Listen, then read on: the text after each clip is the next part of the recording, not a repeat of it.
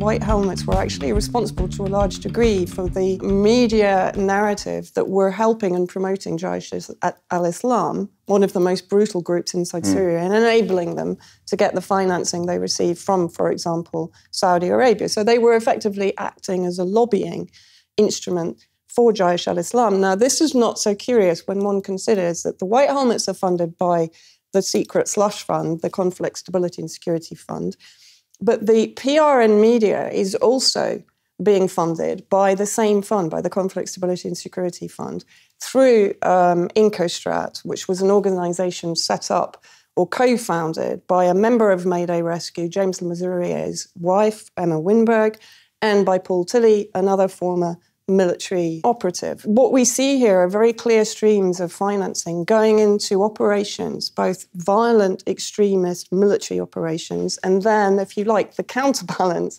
the so-called humanitarian operation, which is nevertheless acting in parallel with those military extremist operations. And ultimately, are you saying that the British taxpayer, the British public, are putting their hard-earned cash towards this campaign? Yes, I'm very clearly saying that. And, you know, that's been really my mantra for the last 3 or 4 years, is why is there not a public inquiry into this organisation that stands accused by Syrian civilians who've lived under their occupation of a number of atrocities and war crimes, including summary executions of civilians, including child abduction, organ trafficking, murder, theft, depravation of humanitarian aid, etc. The mounting evidence against this group of the fact that they have worked alongside the terrorist and extremist groups, and they have not provided rescue assistance for the civilians. They've provided it for the militant groups, but they've not supplied it to the civilians. And this is all documented. This is all based on testimony from Syrian civilians. So my view has always been